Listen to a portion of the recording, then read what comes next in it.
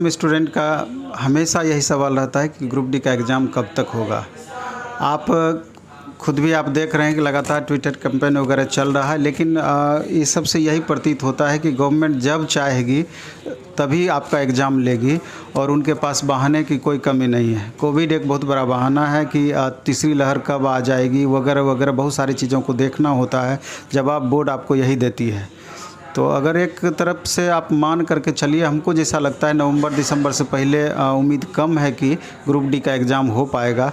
ये तो आगे आने वाला समय आपका बताएगा, लेकिन हम ये कहना चाहते हैं कि तैयारी आप कंटिन्यू रखें जैसे आप कंटिन्यू रखे हुए हैं, और ये आप मान करके चलें कि 2.5 साल से ऊपर नोटिफिकेशन का हो गया है। ये ज़रूर एक चिंताजनक बात है कि अभी तक एग्ज़ाम नहीं हुआ है, लेकिन दूसरी ये भी बातें हैं कि जो ही अभी आपका लेट हो रहा है, अगर सारा सिचुएशन सही रहेगा तो अब आगामी 2-3 महीना आपके लिए निश्चित रूप से हेलो फ्रेंड्स, स्वागत है एक बार फिर से आप सभी का हमारे यूट्यूब चैनल में। और दोस्तों, जैसा कि रेलवे ग्रुप डी एग्ज़ाम को लेकर एक यहाँ पे न्यूज़ आर्टिकल में क्या आया है इसके बारे में हम बात करेंगे।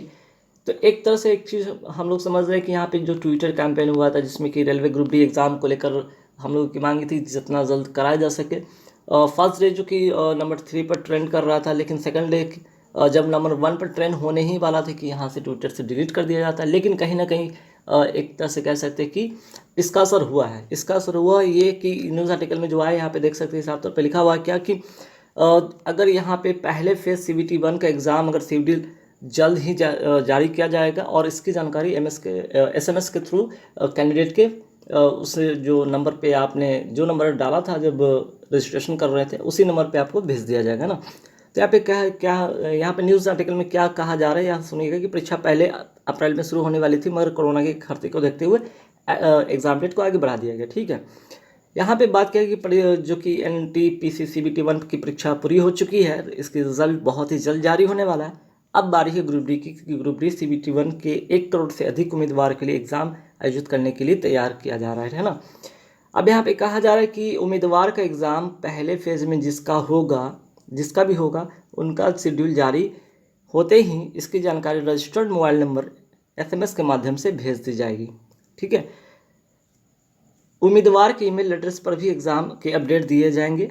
ठीक, अब इसके बाद कहा गया है कि उम्मीदवार को आधिकारिक वेबसाइट पर जाकर अपने रजिस्ट्रेशन नंबर की मदद से लॉगिन करना होगा और अपना exam schedule admit card download करना होगा।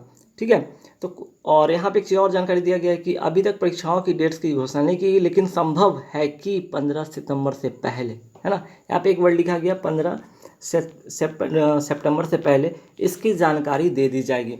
तो 15 सितंबर से पहले यहाँ पे ग्रुप डी एग्ज़ाम के डेट को लेकर कुछ ना कुछ आपको जानकारी मिलेगा। ये है अपना ट्विटर कैंपेन का फ़ायदा कि इससे हम लोग को एग्ज़ाम डेट के बारे में कुछ तो है ना, कुछ तो हुआ है ना, जिसका कुछ तो असर हुआ, जिसका यहाँ पे परिणाम के तौर पे न्यूज़ आर्टिकल में यहाँ पे देखने को मिला है। तो गाइस, जितने भी कैंडिडेट जो ग्रुप डी की तैयारी कर रहे हैं या NTPC की तैयारी कर रहे हैं, वो अपने एग्ज़ाम को तैयारी करते रहें, ड्रॉप नहीं करें। ठीक है, या डिमोटिवेट बिल्कुल नहीं होंगे। आप जैसे पढ़ रहे थे वैसे पढ़ते रहे और अपने पढ़ाई को तेज़ कर दें, क्योंकि एग्ज़ाम कभी भी हो सकता है। आपके पास अगर 1 महीने से ज़्यादा समय मिलता है तो और अच्छी बात है, और तैयारी जिनकी नहीं हुई है वो कर सकते हैं, जिनकी तैयारी वो अपने रिवीजन को और बढ़िया कर सकते हैं। तो एटलीस्ट यहाँ पे कह सकते हैं 15 सितंबर से पहले यहाँ पे इसकी नोटिफिकेशन कुछ तो आएगा। और एग्ज़ाम को अगर बात करें तो यहाँ पे अब इसके हिसाब से तो अक्टूबर नहीं, लेकिन नवंबर के फर्स्ट वीक से शायद हो सकता है ना, लेकिन सितंबर अक्टूबर में तो नहीं, लेकिन नवंबर में हो सकता है गाइस। तो बस एक छोटा सा नोटिफिकेशन था आप लोगों के साथ शेयर करना था गाइस इस वीडियो में। Thank you very much. Allahabad zone, ठीक है, इलाहाबाद जोन कुछ ऐसे जोन जहाँ पे काफ़ी लोग कह रहे हैं कि यहाँ पे ये डेंजरस जोन हो सकता है, माना जा सकता है, पर मुझे नहीं लगता कि ये काफ़ी ज़्यादा डेंजरस हो सकता है। हाँ, ये कह सकते हैं कि अब यहाँ पे कट ऑफ के सेंस में अब आप जो कह रहे हो तो बात अलग है। ठीक है, लेकिन डेंजरस इससे इन द सेंस नहीं कि पढ़ाई के सेंस में आप वहाँ पे कट ऑफ आप क्लियर नहीं कर पाओगे, पर आप वहाँ भी कट ऑफ क्लियर कर पाओगे। जहाँ पे कट ऑफ कम जाएगा वहाँ पे भी कम जाएंगे। ठीक है, बट यहाँ पे कुल मिलाकर नंबर ऑफ़ सीट पे भी डिपेंड करता है, नंबर ऑफ़ कैंडिडेट जो आप बैठे हैं उस पर भी डिपेंड करता है। ठीक है, हाँ, ये कह सकते हैं कि फाइट यहाँ पे ज़्यादा मिलेगा, कंपटीशन ज़्यादा टफ मिलेगा। ठीक, नो डाउट कंपटीशन ज़्यादा टफ मिलेगा। अब क्या हर बार की तरह इस बार भी सिनेरियो ऐसा ही कुछ होगा, तो वो तो बात की बात है। तो देखिए, सबसे पहले अगर हम बात करें इलाहाबाद जोन में, यहाँ पे देख रहे हैं नंबर ऑफ फॉर्म कितने फिल हुए हैं, ठीक है। कुल यहाँ पे पोस्ट भी आपको दिख रहा होगा। और फाइट, एक सीट पर 192 कैंडिडेट बैठ रहे हैं, ठीक है। एक सीट के लिए यहाँ पे 192 स्टूडेंट फाइट करेंगे। अब यहाँ पे जब 192 सीट पर फाइट करेंगे, एक कैंडिडेट की बात हो रही है, ठीक है।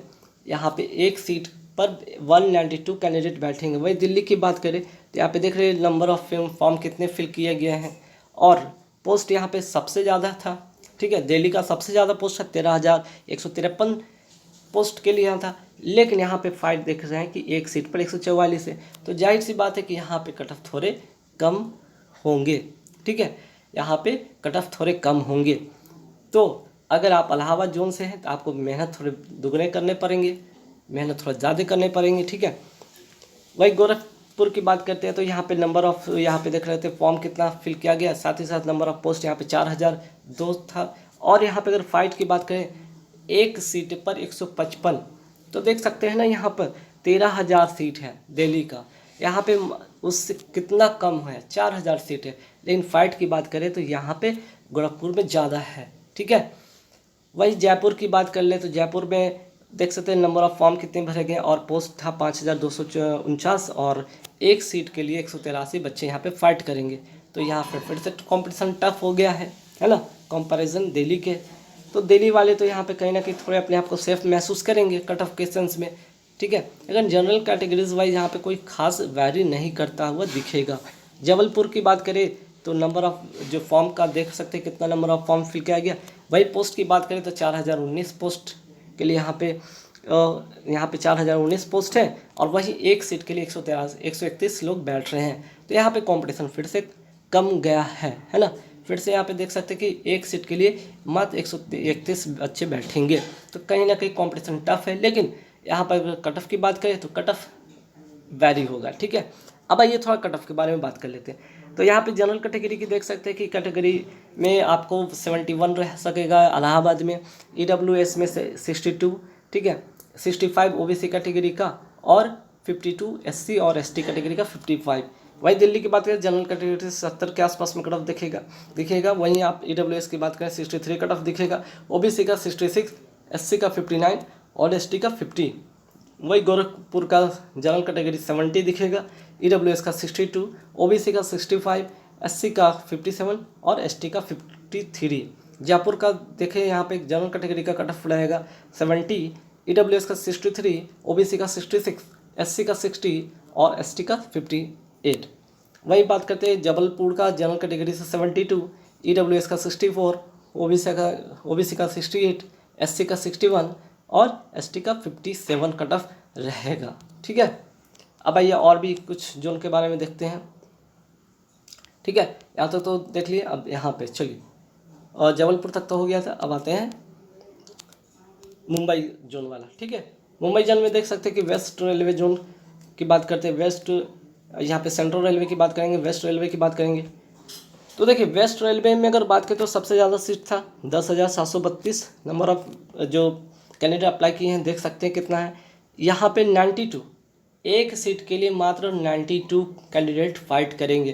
तो जाहिर सी बात है कि ये सबसे सेफ जोन है, ठीक है। पूरे अगर जोन की बात करें तो सबसे यहाँ पे कम फाइट है, सबसे यहाँ पे कट ऑफ भी कम गिरेगा, ठीक। जैसे कि जनरल कैटेगरी का 65, EWS का 58, OBC का 61, SC और ST का 56 और 51, ठीक है। चलिए अब आते हैं यहाँ पे सेंट्रल रेलवे मुंबई की बात करें तो यहाँ पे नंबर ऑफ कैंडिडेट देख सकते हैं कितना अप्लाई किए गए थे। लेकिन सीट की बात करें तो यहाँ भी लगभग 10,000 से थोड़े कम थे, 9345 मीन्स कि 9,345 थे। तो लगभग 1,000 से कम, लेकिन अच्छे खासे सीट यहाँ भी थे। एक सीट पर 97 कैंडिडेट फाइट कर रहे हैं, ये भी बहुत यहाँ भी सेफ जोन माना जाएगा, ये भी सेफ जोन के अंतर्गत आएगा, ठीक है। जहाँ पे जनरल कैटेगरी देख सकते हैं 66, EWS 50 यहाँ पे 6 होगा, आपका OBC से हो जाएगा 62, SC और ST देख सकते हैं कि 57, 52, ठीक है। मैं सही कर रहा हूँ, ठीक है। EWS ही था, है ना। चलिए अब इसके बाद हम देखेंगे कि मुंबई के बाद हो गया, आप देख सकते हैं यहाँ पे कोलकाता रीजन पे आते हैं, ठीक है। साउथ ईस्ट रेलवे कोलकाता और ईस्टर्न रेलवे कोलकाता में देखेंगे यहाँ पे जो नंबर ऑफ़ कैंडिडेट कितने अप्लाई किए थे फॉर्म वहाँ पे देख सकते हैं, लेकिन सीट यहाँ पे देख सकते हैं 4,914 था। कोलकाता में अगर बात करें, यहाँ पे ईस्टर्न रेलवे की बात करें तो 10,837 सीट है, ठीक है, सबसे ज़्यादा यहाँ पे देख सकते हैं। अगर कोलकाता की बात करें सबसे ज़्यादा यहाँ पे सीट यहाँ भी है, ठीक है। लेकिन अगर फैट की बात करें तो काफ़ी यहाँ पे कम है, एक सीट के लिए मात्र 100 बैठेंगे साउथ ईस्टर्न रेलवे में। वहीं ईस्टर्न रेलवे में एक सीट पर 107 कैंडिडेट यहाँ पे बैठेंगे। तो यहाँ भी फाइट तो अगर देखा जाए तो कम है, लेकिन कट ऑफ की बात करेंगे तो जनरल कैटेगरी से 75 यहाँ पे कट ऑफ रहेगा, EWS का 63, OBC का 68, SC का 68 और ST का 55 रहेगा कट ऑफ, ठीक। वहीं ईस्टर्न रेलवे कोलकाता की बात करें तो जनरल कैटेगरी से अगर बात करते हैं तो 70 कट ऑफ रहेगा, EWS का 58, OBC का 63, SC का 63, ST का 50 कट ऑफ रहेगा। आइए बिलासपुर की बात करते हैं तो बिलासपुर पे number of vacancies, number of form कितने फिल होते देख सकते हैं। वहीं नंबर ऑफ़ पोस्ट कितने थे यहाँ पे बिलासपुर में 1664 ही थे मात्र।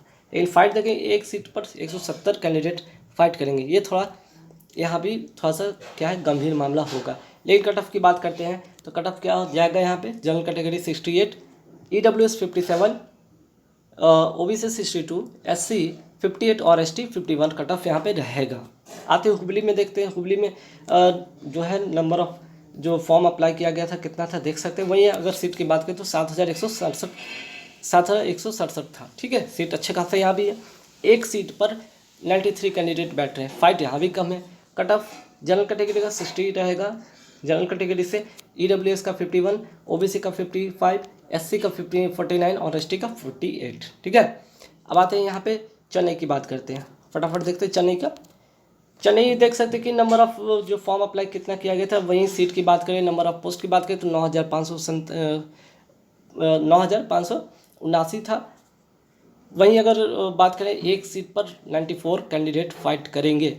सिकंदराबाद में देख सकते हैं नंबर ऑफ़ जो है यहाँ पे वैकेंसीज, नंबर ऑफ़ फॉर्म कितने अप्लाई किए गए थे, वही नंबर ऑफ़ पोस्ट है 9,328, एक सीट पर 101 कैंडिडेट फाइट करेंगे। गुवाहाटी की बात करते हैं, देख सकते हैं नंबर ऑफ़ फॉर्म कितने अप्लाई किए गए थे, नंबर ऑफ़ पोस्ट थे 2894, वही एक सीट के लिए 122 कैंडिडेट फाइट करेंगे।